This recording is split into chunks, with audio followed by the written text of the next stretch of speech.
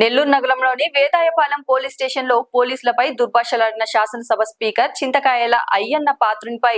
శాసన మండలి సభ్యులు పర్వతరెడ్డి చంద్రశేఖర్ రెడ్డి, మాజీ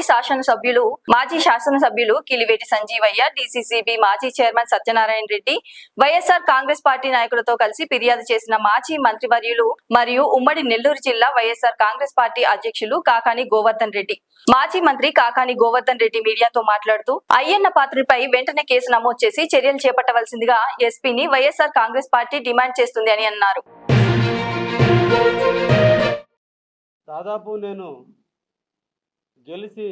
సంవత్సరము 3 నెలలు పూర్తవుతున్నటువంటి తరుణంలో ఈ సందర్భంలో 10 సంవత్సరాలు పనిచేసినటువంటి రామిరెడ్డి ప్రతాప్ కుమార్ రెడ్డి గారి వైనం, అదేవిధంగా నిన్నటి రోజున కావలికి విచ్చేసిన మాజీ మంత్రివర్యులు కాకాని గోవర్ధన్ రెడ్డి గారు ప్రవర్తించిన తీరు, కావలిని అవమానించినటువంటి విధానం, కావలి ప్రజలు ఇచ్చిన తీర్పుని అవమానిస్తున్నటువంటి పద్ధతి ఈరోజు చాలా గుజుప్తాకరమైనటువంటి పరిస్థితి ఉంది. నియోజకవర్గంలో సంబంధం లేనటువంటి ఏరియాలో ఉన్నటువంటి క్వారీ మీద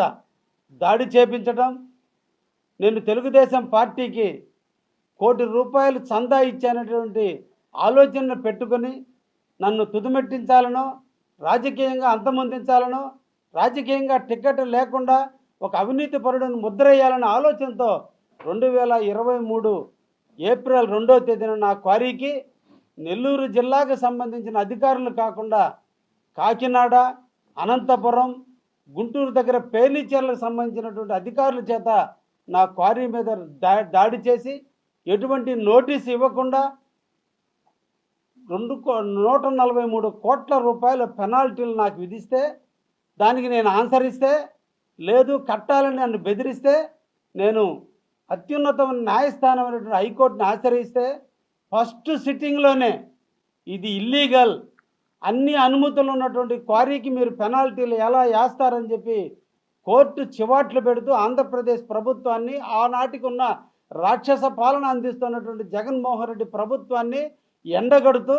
ఆంధ్రప్రదేశ్ హైకోర్టు ఇచ్చినటువంటి ఉత్తర్వులు ఇమీడియట్లీ వాళ్ళ క్వారీకి అనుమతులు ఇవ్వమని ఇస్తే, ఇదే ప్రతాప్ కుమార్ రెడ్డి ఎమ్మెల్యే ఉండగా, వాళ్ళ మంత్రి పెద్దిరెడ్డి రామచంద్రారెడ్డి ఉండగా, ఈరోజు సర్వేపల్లిని మర్చిపోయి కావలకు వచ్చి విమర్శించే స్థాయికి ఎదిగినటువంటి కాకాని గోవర్ధన్ రెడ్డి నెల్లూరు జిల్లా మంత్రిగా ఉండగా, నాకు మళ్ళా నా క్వారీని నాకు అనుమతులు ఇచ్చింది కూడా అదే వైసీపీ ప్రభుత్వంలోనే. ఆనాడు నాకు ఇచ్చింది క్లీన్ చిట్, ఈరోజు నేను మిమ్మల్ని ఓడించాను కాబట్టి ఇప్పుడు నేను అవినీతి పరుడిని నా మీద ముద్ర వేస్తుంటే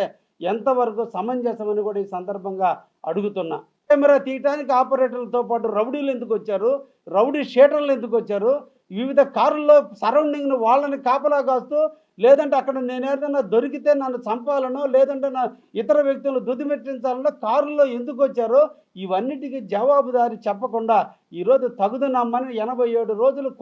జైల్లో పాలైనటువంటి వ్యక్తి ఈరోజు కావలకు వచ్చి ఉన్నది లేనిది మాట్లాడితే సభ్యతతో కూడుకున్నటువంటిది కాదని విషయాన్ని కూడా ఈ సందర్భంగా ఖండిస్తున్నా. లైక్ చేయండి, షేర్ చేయండి, సబ్స్క్రైబ్ చేయండి. మరిన్ని వీడియోల కోసం బెల్ సింబల్ పై క్లిక్ చేయండి.